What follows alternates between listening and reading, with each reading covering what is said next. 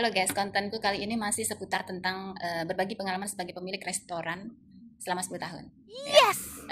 Kontenku kali ini mau cerita tentang ya namanya orang dagang ya.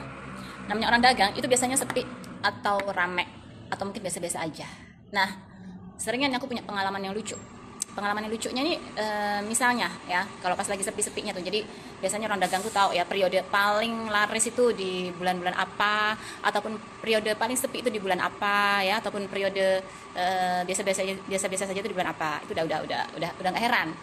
Sama dengan aku juga. Jadi kalau misalnya lagi periodenya sepi nih ya, kan aku seperti biasanya ya pintu restoran aku buka gitu ya, kalau misalnya bukan musim dingin, jendela juga aku buka ya kan. Nah, yang paling menjengkelkan nih ya, sudah nggak ada klien, kemudian yang masuk itu malah justru orang-orang misalnya seperti orang mabok ya kan, minta minuman gratis, minta bir gratis, atau minta sandwich, atau enggak nanti yang masuk tukang kontrol ya. Jadi tukang kontrol kan banyak di sini macam-macam. Aku udah nggak heran ya kan. Atau enggak nanti yang masuk orang-orang yang ngelamar kerjaan ya. Jadi yang di luar ekspektasi gitu loh ya kan, karena aku berharapnya ya pintu dibuka gitu supaya ada orang masuk datang untuk makan, tapi kok malah yang datang ini orang-orang yang tidak aku inginkan. Jadi kadang suka ketawa sendiri gitu loh ya kan. Dan itu bukan hanya sekali ya, itu udah beberapa kali, dan saya juga sudah nggak heran dengan kejadian-kejadian yang seperti itu. Nah, masih ingat di kepala saya ini satu pengalaman yang membuat saya sangat sangat sangat miris gitu loh. Jadi waktu itu tiba-tiba saya kedatangan nenek tua rentak ya, mungkin udah umur 80-an atau 90-an lah, orangnya kecil, jalannya udah terbungkuk-bungkuk.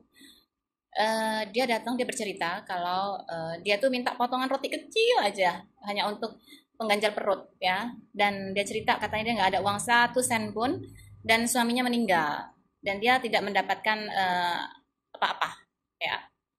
Kemudian saya juga lupa untuk bertanya apakah dia tidak punya anak atau tetangga atau uang di tabungan atau pensiun gitu ya, maksud saya, atau bagaimana, karena ya saya sangat iba melihat dia dengan berkunjung masuk ke dalam restoran saya minta roti secupit segini. Tapi kebetulan waktu itu saya tidak ada tidak ada roti yang persediaan stok roti, jadi ya saya nggak bisa kasih apa-apa gitu. Cuman saya mirisnya kok nenek setua itu untuk makan satu uprit aja nggak ada gitu loh ya kan. Ya saya juga nggak ngerti karena saya juga tidak banyak bertanya, cuman saya masih terekam di kepala saya, masa di negara maju seperti Prancis ini masih ada nenek-nenek yang tidak bisa makan. Wow.